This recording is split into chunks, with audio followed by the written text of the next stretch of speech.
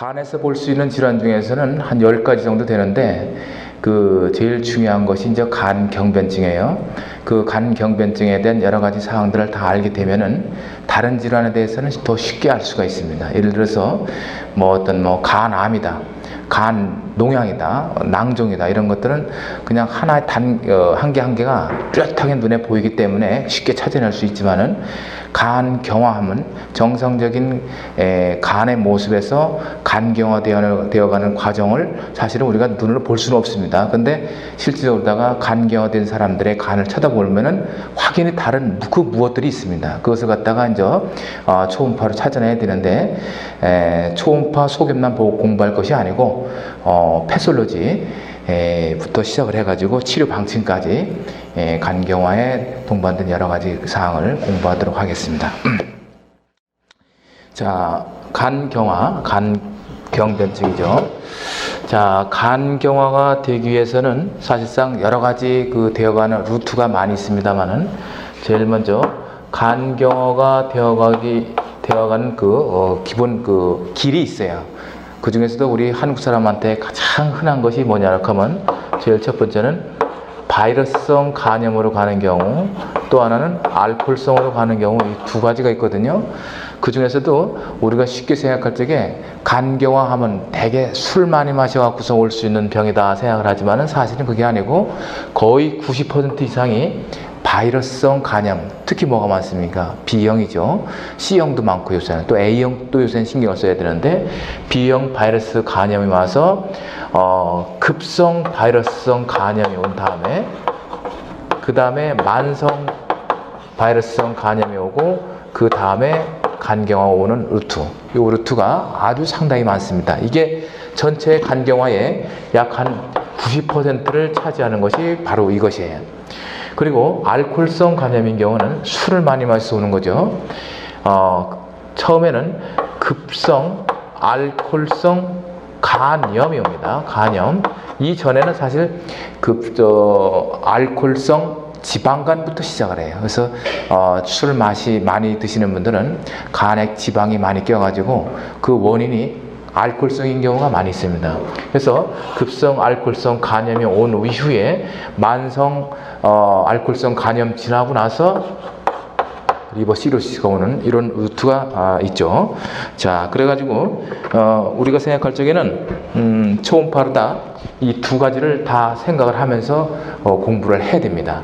그래서 바이러스성 간염이 오는 것은 90%, 알코올성으로 오는 경우는 약 한 10% 정도 이렇게 볼 수가 있습니다. 자, 그것은 생각을 그런 식으로 해 두시고,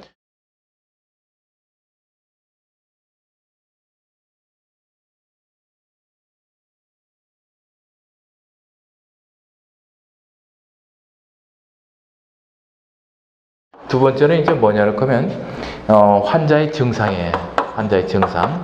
환자의 증상은 제일 중요한 것은 뭐냐고 하면 우리가 아침에 일어나서 먹고 자고 생각하고 생활하고 모든 것이 그 원천적인 에너지가 간에서 만들어지는데 간경화되다 보니까 간 기능이 떨어져서 그 에너지를 만들지 못하기 때문에 제일 먼저 올 수 있는 것은 인체에 어떤 에너지가 없기 때문에 힘이 없다는 거예요.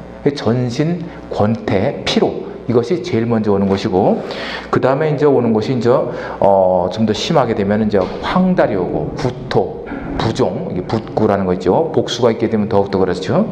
그 다음에 이제 좀 더 심하게 되면 안면부의 색소 침착이라고 해서 술 많이 마신 사람들 얼굴, 또는 간경화된 사람들 얼굴 볼 것 같으면 까맣거나 기미가 많이 끼고 그런 걸 많이 볼 수가 있어요. 특히 이 눈 주위에 많이 볼 수가 있고, 또 어떤 경우는 스파이더 바스큘라리티라고 해서 거미상 혈관이라고 있습니다.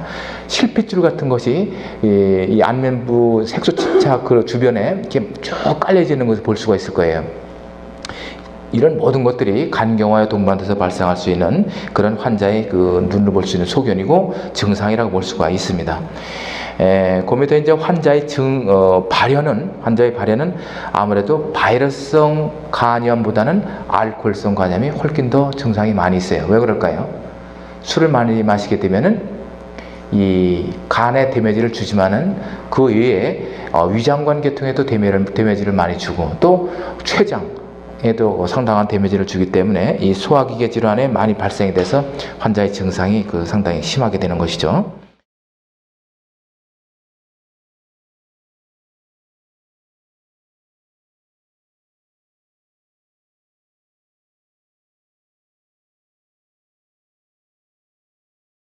자, 그 다음에 이제 볼 수 있는 것이 이 간경화가 조직학적으로 어떤 식으로 변화가 되느냐를 보면요. 제일 첫 번에 볼 수 있는 것이 간의 염증부터 시작을 합니다. 간의 염증. 자, 그 다음에 간의 염증이 이후에는 간괴사, 네크로시스라고 하죠. 간괴사가 일어난 다음에 그 다음에는 간의 섬유화가 일어납니다. 섬유화라는 것은 즉 간이 굳어져 간다, 그렇게 얘기할 수 있는 거예요. 딱딱해진다는 얘기입니다. 그 다음에는 이제 어떻게 볼 수 있냐를 하면 재생결절, 리저너레이티브 노듈이다, 이렇게 얘기를 하는데, 이 재생결절이 이제 생겨나는 것은 여러분들이 해바라기를 갖다가 통통 익은 해바라기를 위에서 쳐다봤을 적에 약간 검붉은 색깔의 그 해바라기의 모습을 볼 수가 있어요. 그죠? 그것을 손으로 만지면 어떤 느낌이라는 것은 감각적으로 생각할 수 있는데, 간경화된 사람들의 그 수술할 적에 손을 갖다 넣어서 이렇게 손바닥을 느껴볼 것 같으면은 바로 그런 모습이고, 눈으로 봤을 적에는 해바라기와 같은 그런 모습보다 울퉁불퉁한 그런 모습들이 보여지는데, 그런 하나하나가 그 울퉁불퉁 그 한 개 한 개가 재생결절입니다. 리저너레이티브 노듈, 이런 것들이 아주 작은 거냐, 굵게 보이느냐, 이런 거에 따라서 초기 간경화냐, 만성 간경화냐, 이런 것을 확인할 수가 있습니다.